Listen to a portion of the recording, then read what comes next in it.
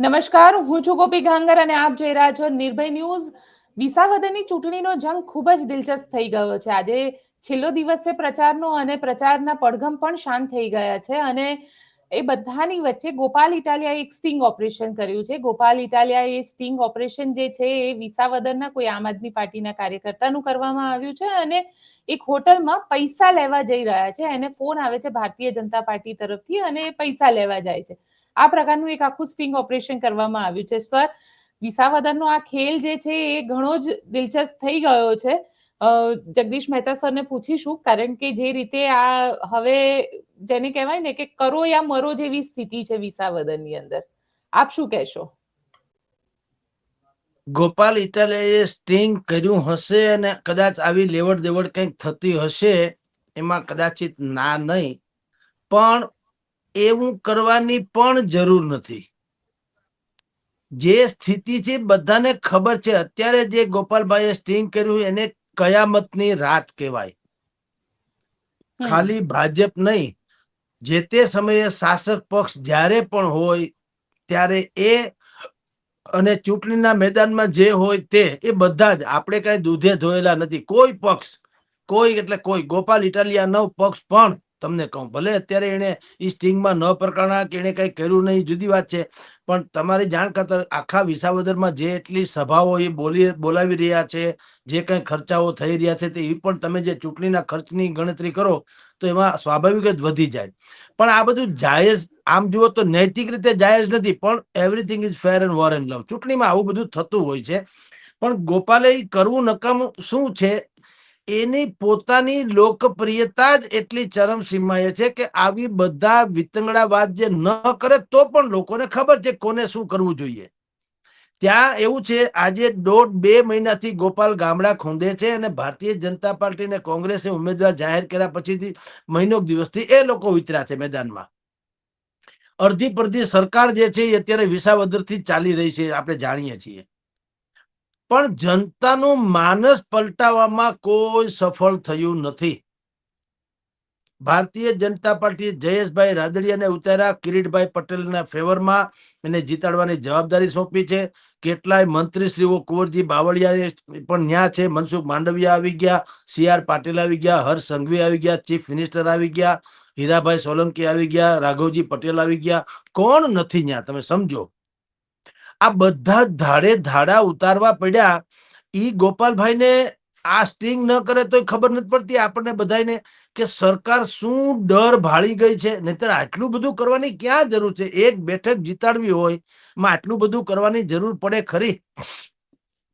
મારે 30 વર્ષનો જર્નલિઝમનો એક્સપિરિયન્સ છે.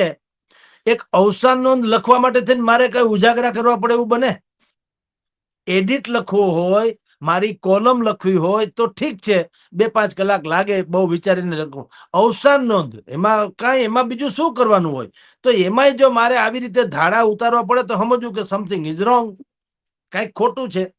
એટલે ગોપાલભાઈ સ્ટિંગ બિંગ કર્યું એ તો ઘણું બધું કરીએ કે છેલ છોગાળા જેવો વ્યક્તિત્વ છે એટલે, પણ કદાચિત કાંઈ ન કરે તો પણ વિસાવદરમાં આજે સવારે, મંગળવારે સવારે, અત્યારે આપણે 1:45 વાગ્યા છે બેન, મેં 11 વાગ્યે જે રિવ્યુઝ મેળવ્યા છે લોકો પાસેથી, અને બિલકુલ સૂર્યની સાક્ષીએ કહીએ તો એવા લોકો પાસેથી મેળવ્યા છે જેને રાજનીતિ સાથે સંબંધ છે, પક્ષ નીતિ સાથે નહીં,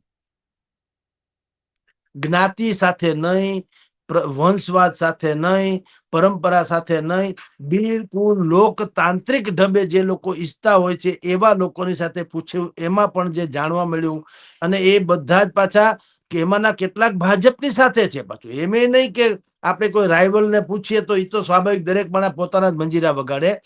કેટલાક નિષ્પક્ષ અને તટસ્થ એવા લોકોને પૂછ્યું તો પણ ગોપાલ ઇટાલિયાનો ઘોડો હજી વિનમાં છે. તો ઠીક છે, સ્ટ્રિંગ ઓપરેશન કર્યું હશે, પૈસા આપતા હશે, આ બધું આમ જુઓ તો નૈતિક રીતે ભલે ખોટું હોય, પણ અચરજ ભર્યું કઈ છે નહીં. ચૂંટણીમાં આવું જ થતું હોય. મેં અહીંયા રાજકોટમાં એક દિગ્ગજ નેતાઓનું ચૂંટણી ટાણે જોયેલું છે કે એક મકાન છે સદર વિસ્તારમાં, એની સામે એક બીજું મકાન બનતું હતું. એ મકાનમાં બધા જ મુસ્લિમ કોમ્યુનિટીઝના લોકોને પૂરી રાખવામાં આવ્યા. પહેલા તો બોલાવી રાખવામાં આવ્યા, બધાને પૈસા આપ્યા, કોથળા ભરીને કયો તો બેઠા હતા કે તમે બધા છે ને હાજી પીરની દરગાહે ગમે ત્યાં આટો વાટો મારી આવો, મત આપતા નહીં. કારણ કે એને ખબર છે મત કોઈ દી ભાજપને આપે નહીં, મુસ્લિમ કોમ્યુનિટીના લોકો.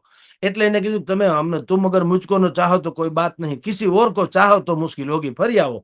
એટલે તમારા મત તો વિપક્ષને તો ન જાય.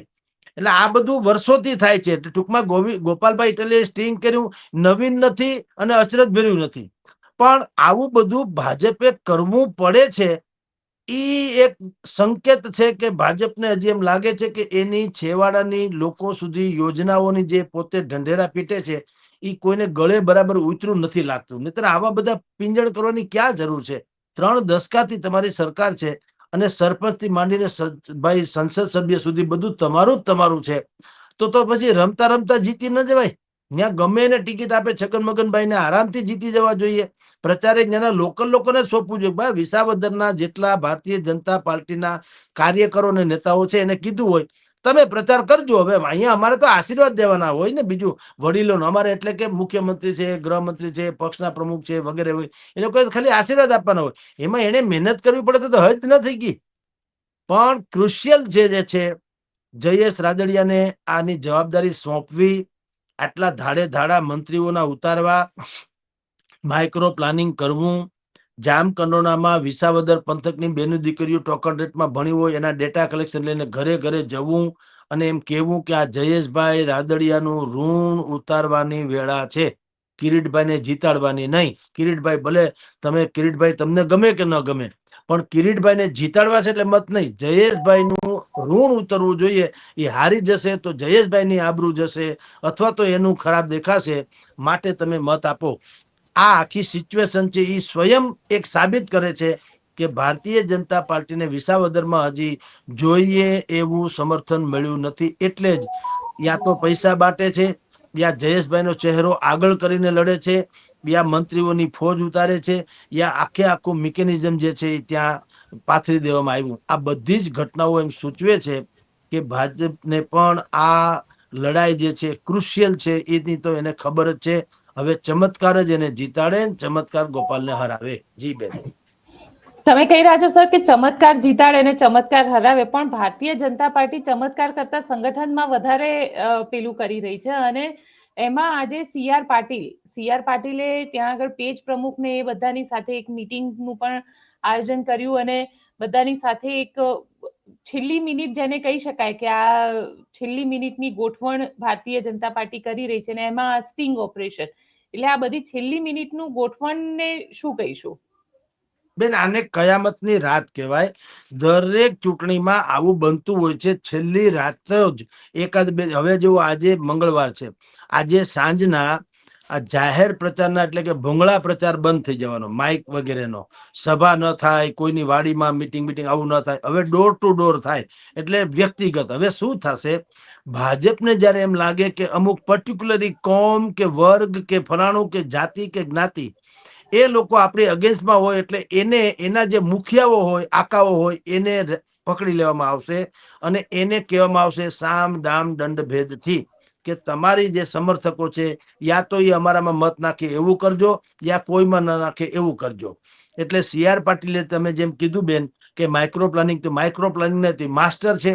સીઆર પાટીલની એ જ તો ઉપલબ્ધિ છે કે એને ભારતીય જનતા પાર્ટીને અસીમ ઊંચાઈ અપાવી ગુજરાતમાં. એક ગેનીબેનને વાત કરો તો 25 જેટલી તમે લોકસભા જીતાડી દેવી, આ બીજી વખત, ત્રીજી વખત. અને ધારાસભામાં તમે જુઓ લગાતાર 3 દશકા તેનું શાસનમાં જ્યારથી ભાઈ આવ્યા છે પાટીલ સાહેબ, ત્યારથી તો ભારતીય જનતા પાર્ટીની સીટ તો તમે જો માધવસિંહ સોલંકીનો રેકોર્ડ તોડી નાખ્યો કે જેવી તેવી વાત છે. એટલે આપણે જેમ શરૂઆતના ફેસમાં હું કહેતો કે ભાઈ ગોપાલ ઇટાલિયા વિનમાં છે ત્યારે કેટલાક લોકોને એવું લાગતું કે કા ગોપાલભાઈ આપણા માસીમ છોકરો હોય ને કા ગોપાલભાઈ આપણી ઉપર કોથળા ઠલવી દીધા હોય. પણ મેં ત્યારે કીધું હતું કે ભાઈ અમે ક્યાંય એકબીજાને કોઈ રોજે રોજના ટચમાં નથી, એક ફંક્શનમાં ભેગા થયા હતા. બાકી ગોપાલભાઈને ખબર નથી જગદીશભાઈ શું છે કે આપણે તો ખબર જ હોય મોટા માણસ છે એટલે ભાઈ ગોપાલભાઈ છે એ આમાં છે. પણ આવી રીતે આપણે કોઈ ટ્યુનિંગ નથી. પણ આપણે શું કરીએ છીએ બેન, વિસાવદરની જે નિષ્પક્ષ જનતા અને અગ્રણીઓ જે વિચારકો છે રાજકીય પંડિતો જે છે આપણે હમ એવાને પૂછીએ છીએ અને પછી અરસપરસના લોકોને પૂછીએ છીએ. પાછું એવું નહીં આપણે ક્રોસ કરીએ. કોઈ ભાજપ સાથે જોડાયેલો હોય તો એ આપણને જે વાત કરી આપણે કોંગ્રેસથી માંડીને બીજાની સાથે નિષ્પક્ષ લોકોની સાથે ક્રોસ કરીએ પ્રશ્ન પૂછીને, જેથી કરીને આખું તમે આમ છાસને વલોવો તો માખણ નીકળે એમ એમાંથી સાચી વાત નીકળે.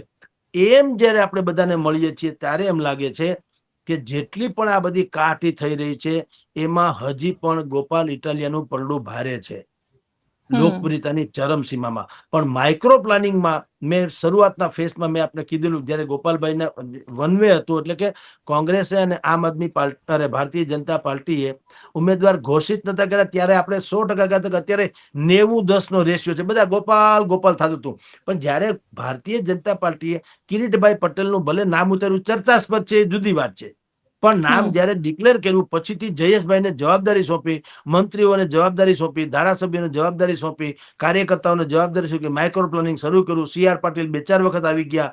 આ બધું થયું ત્યારે આપણે એને કીધું તું, જે તે સમયે કીધું ભાઈ હજી ગોપાલ એકલો મેદાનમાં છે, સામે આવ્યા પછી હું તમને કહું કે હકીકતે શું થવાનું. હવે ભાજપ વાળા તો આવી ચુક્યા છે, એને પણ એની રીતે માઇક્રો પ્લાનિંગ કરી નાખ્યું. એ ભારતીય જનતા પાર્ટીએ એટલું જોઈ લીધું કે જાહેર ફંક્શનમાં કે જાહેર સભાઓમાં આપણે ગોપાલ જેવી ઓરેટરીથી લોકોને ભૂરકી છાંટીને કે પ્રભાવિત કરી શકીએ એમ નથી. હવે કરવાનું શું રહ્યું? માઇક્રો પ્લાનિંગ, જેનું આપે ઉચ્ચારણ કર્યું તે, એમાં CR પાટીલ માસ્ટર છે. હું છેલ્લા અઠવાડિયાથી કદાચિત આ અનેકો ચેનલમાં મેં કીધું કે રખે ને ગોપાલભાઈ એવું માની બેસે કે જેટલા લોકો તમને લાઈક કરે છે, શેર કરે છે કે તમારી સભાઓમાં ઉમટે છે એ તમારા કોર વોટર્સ છે એવું માની લેવાને કોઈ કારણ નથી. સાવધાન. શું કામ? જોજો ન કોઈ ઘાવ કરી બેસે, ઉપર ઉઠનારા હાથ દરેક સલામ નથી હોતા. ઈ જે પંક્તિ છે એના જેવું છે. આવી જ ભીડ એક સમયે ઉત્તર પ્રદેશમાં અખિલેશ યાદવ અને રાહુલ ગાંધી વખતે પણ થતી હતી. હૈયું દળાતું હતું, બધાને એમ લાગતું હતું કે ભારતીય જનતા પાર્ટીનું હવે તો નામું નંખાઈ જવાનું. પણ બાજી પલટી ગઈ મતદાનમાં. પછી લોકોએ EVM ના વાંક કાઢ્યાની જવા દ્યો. પણ વાતની એક વાત, ગોપાલભાઈએ ઈ બાબતની પણ કાળજી રાખવી પડે જો જીતવું હોય તો, કે જે રીતે CR પાટીલ માઇક્રો પ્લાનિંગ કરી રહ્યા છે એમ સભાઓમાં તાળી પાડનારાઓ જુદી ઘટના છે અને મત આપવા એ જુદી ઘટના છે. શેરી મિત્રો 100 મળે, તાળી મિત્ર અનેક. પણ જેમાં દુઃખ સુખ પામીએ એ 100 લાખમાં એક. તમારા તથાકથિત સમર્થકો મતદાન મથક સુધી જવા જોઈએ ને મત આપવા જોઈએ. એ વ્યવસ્થા પાછી બહુ જ ક્રુશિયલ અને મહત્વપૂર્ણ છે. કારણ કે અહીંયા મફતમાં છે તો તાળી પડવામાં શું વાંધો? ગોપાલભાઈ બોલે તો બહુ સારા છે, તો એ સારું બોલે તો બધા તાળીઓ પાડે. તમે જો ભારતીય જનતા પાર્ટીની સભાઓ ન્યાય તાળી પાડનારા હોય છે. ઇવન તો નીતિનભાઈ રાણપરા કોંગ્રેસના ભલે મેદાનમાં છે પણ નથી એના જેવું છે, પણ એના જયારે સમર્થકોની તમે સભા સાંભળો, ન્યાય તાળી પાડનારા લોકો હોય છે. જુઓ, જનતામાં એવું છે બેન, ક્રિકેટની મેચમાં સ્ટેડિયમમાં તમે જાઓ, છક્કો કોક ફટકારે બેટર તો તાળીઓથી ગુંજી ઉઠે સ્ટેડિયમ, અને કોક સારો બોલર વિકેટ લે તોય તાળીઓથી ગુંજી ઉઠે સ્ટેડિયમ.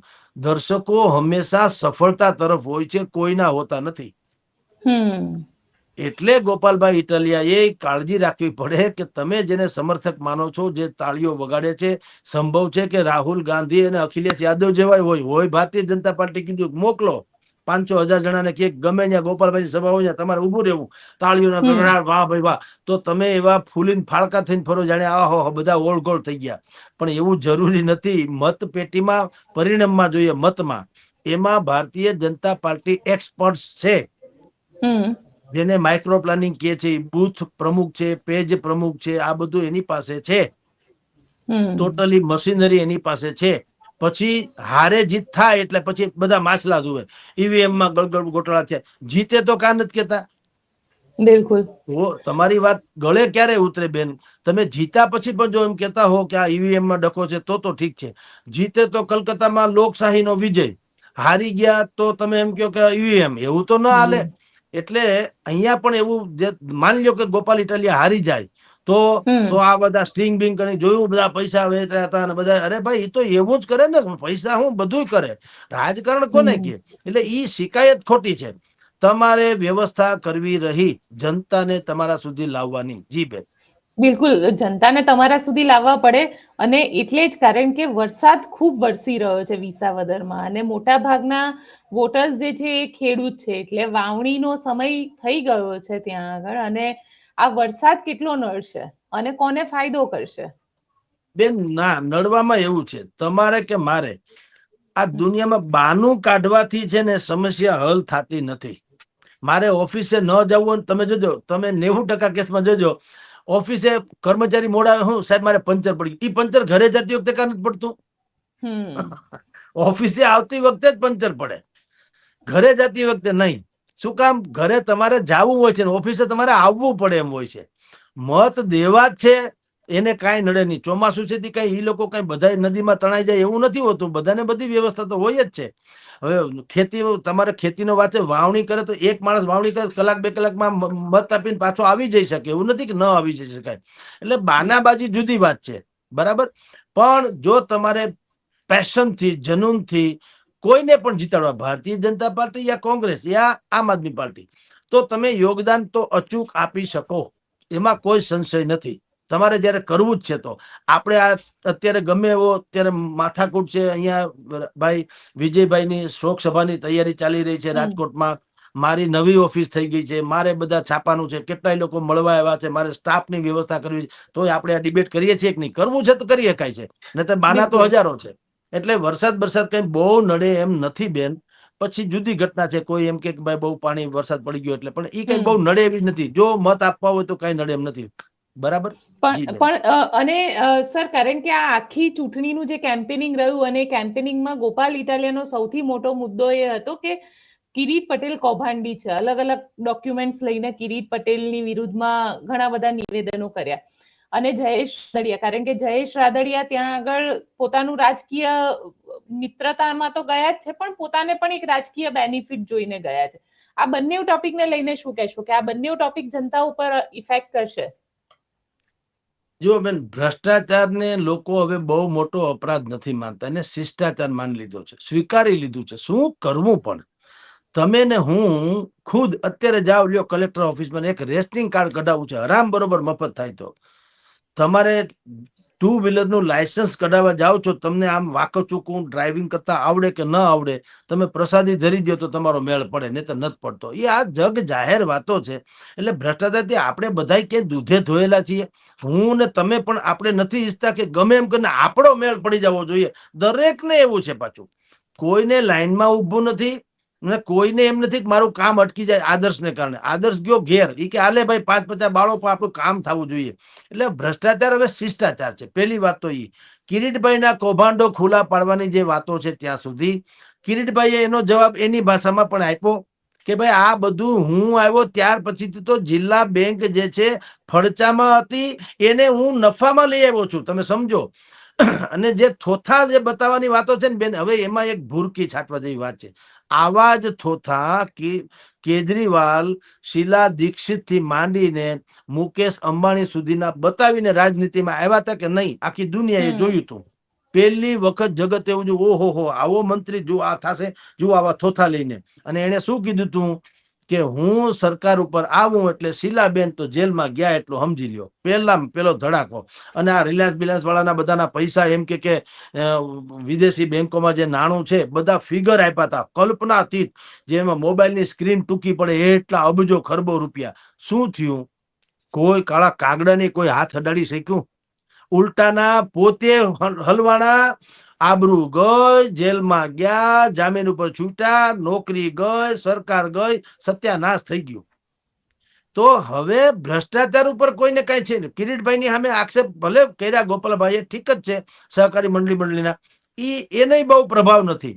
મુશ્કેલી એટલે કે જે પ્લસ પોઈન્ટ ગોપાલ ઇટાલિયાનો છે એ એટલું જ છે કે જનૂન પૂર્વક લડી શકે છે, ને અમલદાર શાહી જેને કાટ ખાઈ ગયો છે સત્તાનો, એની પાસેથી પણ કામ કઢાવી શકે એવો માણસ તો છે.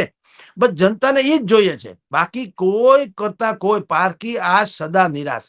જો એક ધારાસભ્ય જીતવાથી વિસાવદરનું ભલું થઈ જવાનું હોય તો ગુજરાતે 100 ને કેટલા આપ્યા હતા, જુઓ 56, અને બીજા 6 હાથ બળી ગયા એ જુદા.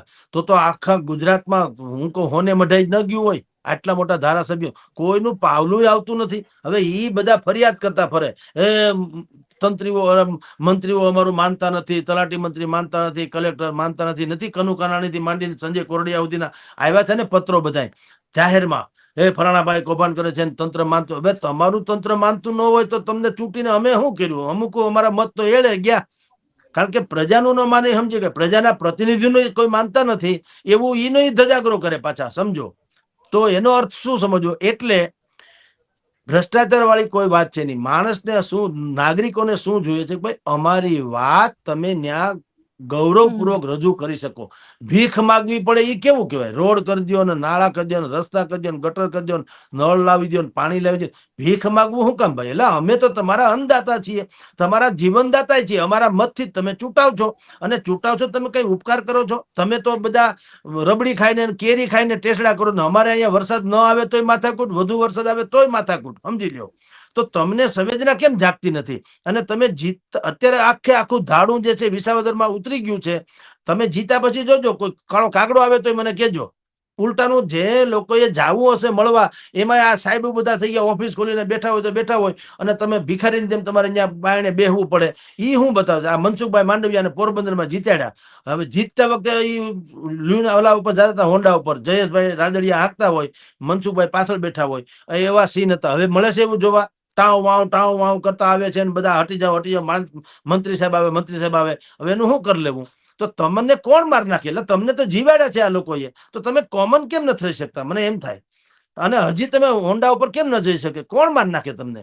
પણ નહીં, આ તો ખાલી મત લેતી વખતે અમે સિમ્પલ, જીતા પછી અમે હાંડ આવે તો બેરિકેડ નખાઈ જાય ને એના ડોમ બધા તૈયાર થઈ જાય ને લાલ પીળી લાઈટો મળે થવા ને હાર તોડા કરવાની. પાછા જેને લાભ લેતો હોય એને જ આગળ આવવાના. હાર પ્રજા તો બિચારી હાવ છેવાડે હોય, એનું તો કોઈ ભોજો ભાઈ સાંભળતું નથી હોતું. એટલે તમને કહું બેન કે એક તો ભ્રષ્ટાચાર વાળી વાત કોઈ મતલબ નથી. ખાલી ધારાસભ્ય ચૂંટાવવું ઈ પણ વિસાવદરનો એમ નથી, કારણ કે એવા તો 156 ચૂંટ્યા છે.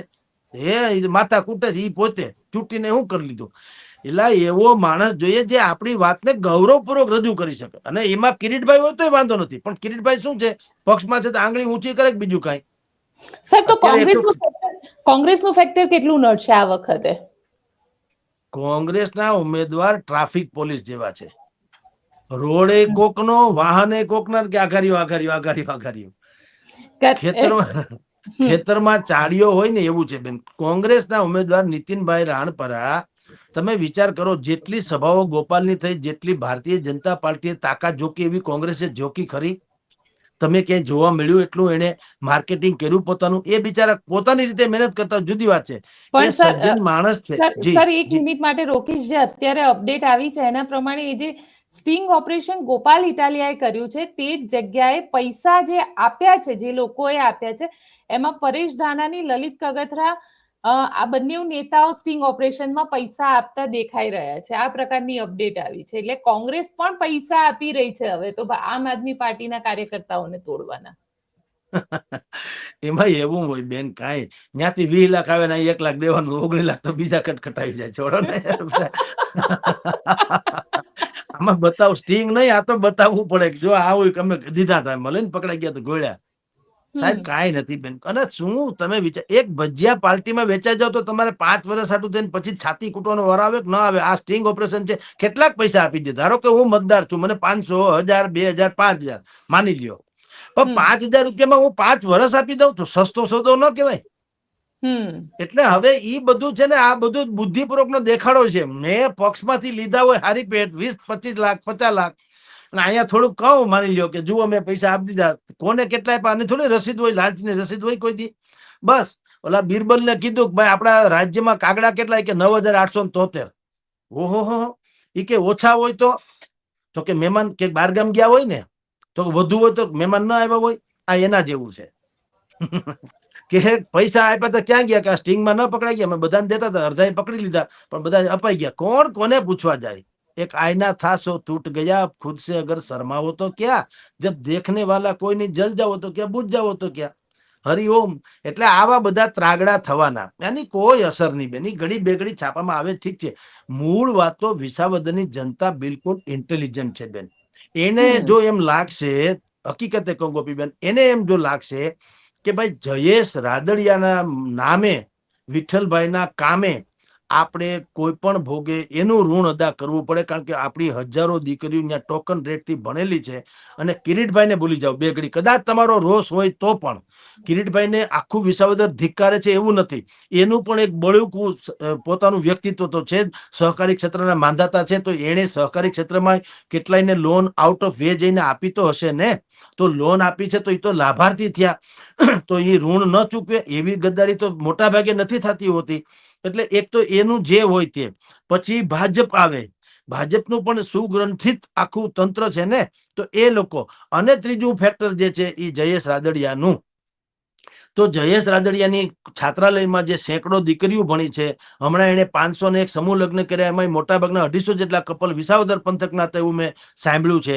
તો આ બધાની ઉપર એક સોશિયલ એન્જિનિયરિંગ નામનો શબ્દ છે લાગુ તો પડે ને. જયેશભાઈ કહી શકે ને કે ભાઈ હું ઉભો માન લ્યો, અને એ વાત પાછી કિરીટભાઈ જાહેર સભામાં કીધી તો છે જ કે ભાઈ મને તો 18 મહિના ધારાસભ્ય પદ મળે કે ન મળે ઠીક જ છે, હું મળ્યો છું, પણ મારી ઈચ્છા છે કે તમે મને જીતાડો એટલે હું જયેશભાઈ રાદડિયાને મંત્રી તરીકે જોવા માંગુ છું. એટલે તમે જુઓ, ન્યાય જયેશભાઈનો ચહેરો ભાઈ પોતે, કિરીટભાઈએ પોતે આગળ કર્યો કે ભાઈ હું તો જ જયેશભાઈ મંત્રી બને એમ છે જો હું જીતી જાઉં.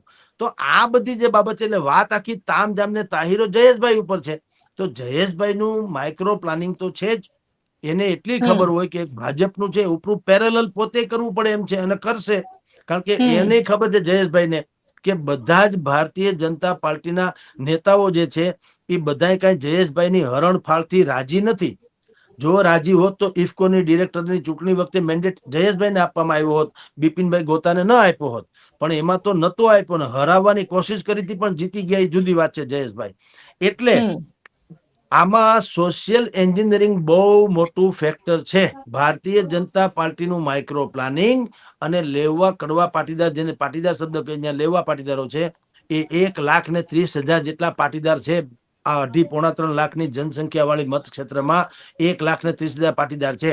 એને જે પોતાની તરફ લાવવામાં ભારતીય જનતા પાર્ટી જેટલી સફળ રહેશે એટલી ક્રુશિયલ લડત ભાઈ ગોપાલ ઉપર પર થઈ જાય. અત્યારે સ્થિતિ શું છે, નૈતિક રીતે જુઓ તો લોકો ગોપાલ ઉપર ઓળઘોળ છે, એમાં કોઈ શંકા નથી. પણ ભારતીય જનતા પાર્ટી છે એ મિકેનિઝમ ઉપર ઓળઘોળ છે. બાય હુક એન્ડ કુક બધી જ નદી દરિયાને મળવી જોઈએ એવી વ્યવસ્થામાં ભારતીય જનતા પાર્ટી છે. એટલે 23મીએ શું થાય તે અત્યારે સીધી રીતે એમ લાગે કે ગોપાલભાઈ જ નીકળી જશે, પણ મેં કીધું તેમ હાવ અંધારામાં રહેવા જેવું નથી. જી બેન, અંધારામાં રહેવા જેવું નથી. અને કોંગ્રેસ, કારણ કે હવે પ્રાંત ઓફિસે આ લોકો પહોંચી ગયા છે, ગોપાલ ઇટાલિયા એ લોકો, એટલે હવે જોઈએ કે સરકાર આમાં શું એક્શન. 2 લાખ રૂપિયા રોકડા લઈને પહોંચ્યા છે પ્રાંત અધિકારીની ઓફિસે ગોપાલ ઇટાલિયા. એટલે ગોપાલ ઇટાલિયા આખા મામલે જબરજસ્ત બવાલ કરવાના મૂડમાં છે. તમને એવું લાગે છે કે ગોપાલ ઇટાલિયા માટે આ ચૂંટણી આસાન રહેશે? હજી તો કતલની રાત જેને કહેવાય એ રાત્રે છે. એમાં 2 દિવસ બેન બ્રેક પડ્યો. એ થોડોક વિજયભાઈ રૂપાણીના દેહાંત જે થયું અણધાર્યું, એને કારણે ભારતીય જનતા પાર્ટીના જે શીર્ષ નેતાઓ જયેશ રાદડિયા સહિતના કહું છું, એ બધાએ રાજકોટ આવવું પડ્યું. એક દિવસ ગાંધીનગર, વળી પાછા એની અંતિમ યાત્રામાં ગઈકાલે રાજકોટ, ને આજે એની પ્રાર્થના સભા છે. એટલે આમ 2-3 દિવસ છે ને, આમ તમે જુઓ તો એંગેજ રહ્યા. કોણ? ભારતીય જનતા પાર્ટીના નેતાઓ. નહીતર આપે જેમ કીધું તેમ આ કતલની રાત છે, કયામતની રાત છે. ત્યાં ગમે તેવી ભાંગફોડ જે અત્યારે ગોપાલભાઈએ પકડી એવી બધાય કરતા હોય. આજે પકડાઈ ગયા તો એ જુદી ઘટના છે, ભાજપ વાળા પકડાણા કે કોંગ્રેસ વાળા પકડાણા હોય, પણ હજી આવું બધું જેને કતલે આમ કહેવાય ની રાતના થતી હોય છે. પણ આજે સાંજે અહીંયા રાજકોટમાં મંગળવારે સાંજના 4 વાગે પ્રાર્થના સભા છે. એ 4 વાગ્યાનું કે 5 શરૂ થાય ને 7 પૂરી થશે. તો મૂળ જે સમય આખો છે એ તો બધા ભારતીય જનતા પાર્ટી વાળા અહીંયા એંગેજ રહેવાના રાજકોટમાં. એટલે કયામતની રાતમાં કાંઈ શું થઈ શકે એ સવાલ નથી. રહી વાત તમે કેમ છો, પ્રાંત અધિકારી પાસે ગોપાલ પહોંચી ગયા પૈસા લઈને, જુઓ 2 લાખ રૂપિયા આપતા હતા, તો એ ગામ ગધેડો થાય, એમાં ના નહીં, એમાં ગધેડો થાય, ગામ ગધેડો. પણ એને કારણે મત આમથી આમ નહીં થાય, કારણ કે તંત્રને કઈ ખબર નથી એવું નથી.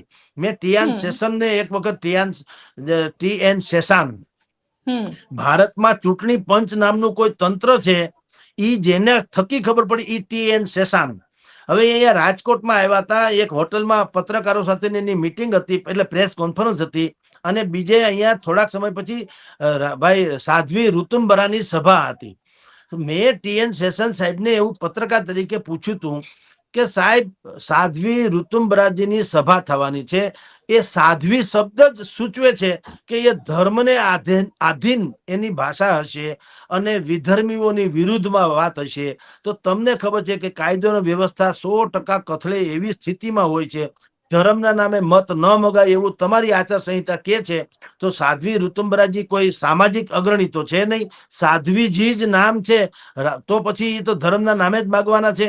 તો તમને ખબર જ છે કે જનતાની ઉપર આ પ્રકારનું થાય તો અરાજકતા સર્જાય. એના કરતા તમે અત્યારે જ એને બેન મૂકી શકો, અથવા તો એની પાસેથી એવું કમિટમેન્ટ કેમ ન લ્યો કે અમે ધર્મના નામે મત નહીં માગીએ. TN શેષાને શું કીધેલું બેન ખબર છે? એણે એમ કીધું કે હજી એની સભા થવા દ્યો, અમે કોઈની સભાને ના ન પાડીએ. અમારે શું કરવાનું હોય, તંત્ર એ સભાનું રેકોર્ડિંગ કરીએ, રેકોર્ડિંગ કરીને પછી અમે ત્યાં રિપોર્ટ આપીએ. રિપોર્ટમાં અમે લોકો જોઈએ કે આમાં ધર્મને આધીન કોઈ માગણી કરી છે કે કેમ. ઈ પછી સાબિત થાય તો નોટિસ મોકલીએ, નોટિસ મોકલી. તા તો મેં કીધું વહેણું વાઈ ગયું હોય, તા તો જે જીતવાનો જીતી ગયા, હારવાનો હોય હારી ગયા હોય. અને થયું એવું.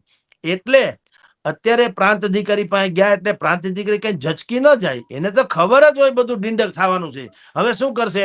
તપાસ કરીશું ફલાણું. અહીંયા કેમ SIT નિમાણી TRP કાંડમાંથી મોરબી સુધીમાં SIT ની રચના કરવામાં આવશે ને અધિકારીઓને કહેશે ને તપાસ. કાંઈ કોઈનું કાંઈ વાળે વાંકો થયો નહીં સાહેબ. એટલે એ બધું પ્રાંત અધિકારી પણ ઠેક ખબર જ છે પ્રાંત અધિકારીને કે એનો પાછા કોઈક અધિકારી ઉપર છે. એટલે બધી લીપાપોથી થશે કાગળ ઉપર. બાકી એવું ન થાય કે પ્રાંત ઓફિસર 2 લાખ રૂપિયા જોઈ જાય એટલે કે હાલો ભાઈ કાંઈ વાંધો નહીં, ભારતીય ગોપાલ ઇટાલિયાને કહી દેવામાં આવે કે હવે ભાજપના ભરણાભાઈ કિરીટભાઈ નું કેન્સલ. એવું કાંઈ થવાનું છે નહીં. એ કહેશે હું અમે ચૂંટણી પંચને રિપોર્ટ મોકલશું, ચૂંટણી પંચ તપાસ કરશે, પછી ત્યાંથી ફલાણું આવશે, ત્યાં તો બધું પૂરું થઈ જશે. સમજી લો, જીતવા વાળા જીતી જાય, હારવા વાળા હારી જાય. કાંઈ થવાનું નથી સિવાય કે ગધેડો ગધેડો થાય, ગામ ગધેડો ઓ થાય. પૈસા આપ્યા, પૈસા આપ્યા. તે તો કોને ખબર નથી. આખા પૈસા આપ્યા એ તો કઈ અચરજ વાળી વાત નથી. અહીંયા ભજીયા પાર્ટી થાય ઈ જ છે ને, બીજું શું છે? રાજકોટમાં થાય, અમારે આખા સૌરાષ્ટ્રમાં રાતે ભજીયા પાર્ટી થાય. એ ક્યાં અમારા માસીન છોકરા છે જમાડે, બધાને જમાડે. હું ભજીયા ખવડાવે કે ભાઈ સાહેબ મત આપજો, બીજું હું ત્યાં. એટલે આ પૈસા આપ્યા એટલે એમાં બધું ઠીક છે. જનતાને કઈ અચરજ નથી, તંત્રને કાંઈ થવાનું નથી, કારણ કે તંત્રની ઉપર બેઠેલા હોય છે. આ બધી ગોઠવણ .com છે. આ ગામ ગધેડો થાય. મેં તમને કીધું એમ, હો દેખ ગધેડો એટલે ઢંઢેરો, ઈ થાય બધું. બિલકુલ સર, બિલકુલ. આપ અમારી સાથે જોડાયા તેના માટે આપનો ખૂબ ખૂબ આભાર. જી નમસ્કાર બેન.